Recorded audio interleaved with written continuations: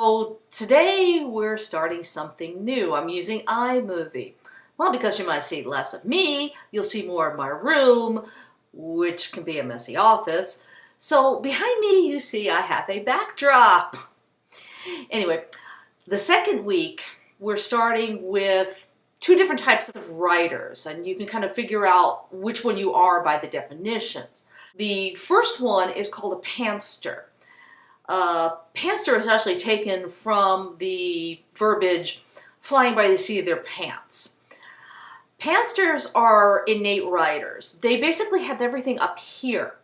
They don't write anything down, and they just write what they have plotted in their head. Normally they do it in chronological order from beginning to end. Some pantsters will skip to various scenes and then pull it all together. But that's basically the way they go is in chronological order. I'm a pantster. And people marvel at that because they go, wait a minute, you have 9 books in the Elaan series.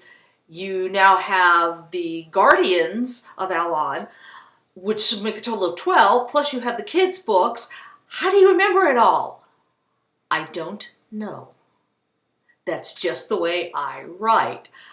I could not write anything down to plot it out or plan out a book to save my life. I had to do that for a writing course. I was in a writing course for like 3 years, an apprentice to an author of over 30 books. And one of the assignments was to plot. Well, I froze. I couldn't do anything. I couldn't sit down and write a plot to save my life. It was just, it was agony for me. Which brings us to the other type of writer who is a plotter. This is the person that basically writes everything down. They write the key plot points. They write down the personalities of their characters. Everything is written down. I've seen them have oodles and oodles of notes either on cards, the little index cards that the kids use at school, or notebooks, and they furiously write everything. Those are the basic 2 writers, the 2 types. You might fall somewhere in between. You might be a pantster, but if you come to a certain point in the book that you're not sure, you might plot it out.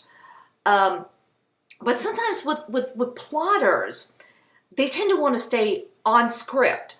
Now, the problem with staying on script is that as you're creating, you might create something different.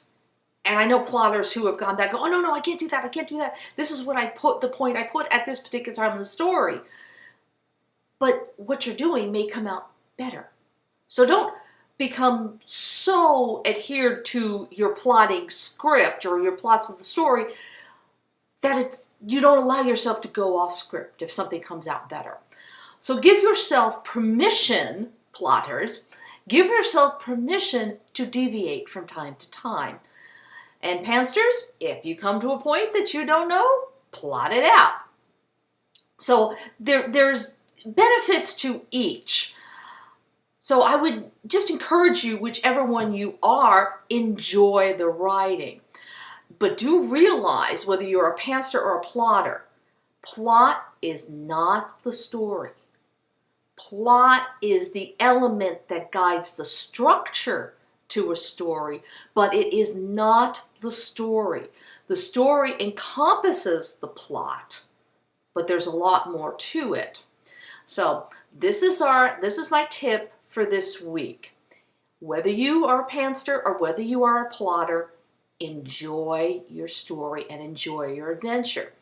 Next week, I will be talking about the 2 most common types of story structures that are used by plotters. So until next week, have a blessed day.